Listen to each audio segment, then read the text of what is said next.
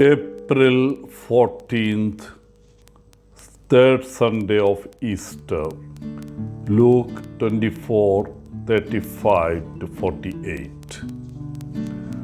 There was once a young man who was afraid of everyone and everything, of cars, of the darkness, of strangers and animals. But he wanted to be brave. So one day he went to meet a pilot who used to making long flights across the ocean. A person doing something like that surely can have no fear, the boy said to himself. And so he asked the pilot, "Are you ever afraid?"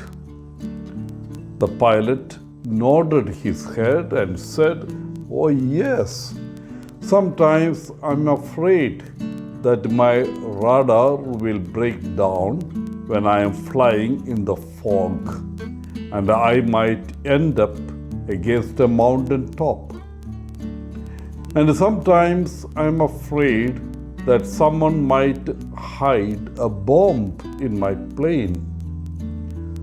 Sometimes I also get afraid that I might get a heart attack while flying. And sometimes I just get afraid and don't know why." "What do you do about these different fears?" the lad wanted to know.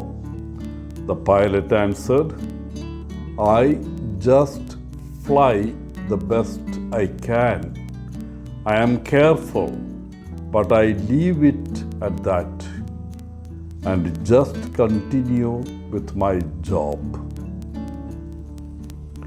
In today's gospel, we see the apostles still terrified of the events of the passion and death of Jesus. So they locked themselves into a room for fear that the Jewish authorities were looking for them. When Jesus appeared to them, the more they were terrified because the Jesus they had come to know and follow was dead and buried 3 days before. Were they seeing a ghost? Did the ghost appear to exact vengeance because they ran away for their lives when Jesus needed them most? "Why are you troubled?" Jesus questioned them. Of course, Jesus knew the reason, but he wanted the apostles to examine themselves.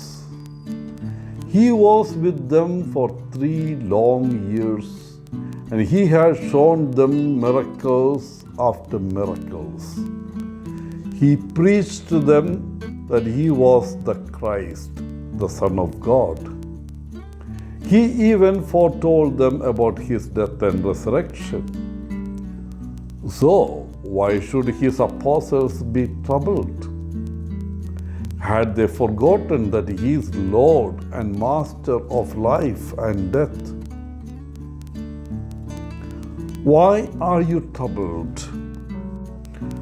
This question is also thrown at us in the present moment. Though we have known Jesus for a long time, we are still terrified for a lot of reasons. He is aware of our weaknesses.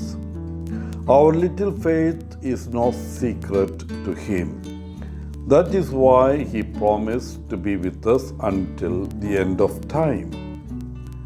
That is why every time we tremble, Jesus comes to reassure us of his loving presence.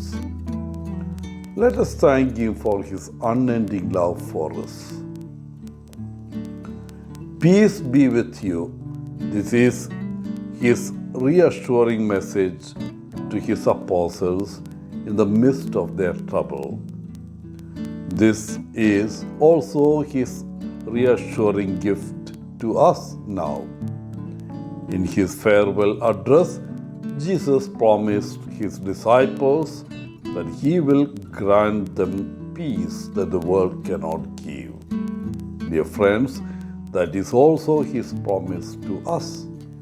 May we hold on that promise. Wishing you a holy Sunday. Father Paul, CSSR from Kerala.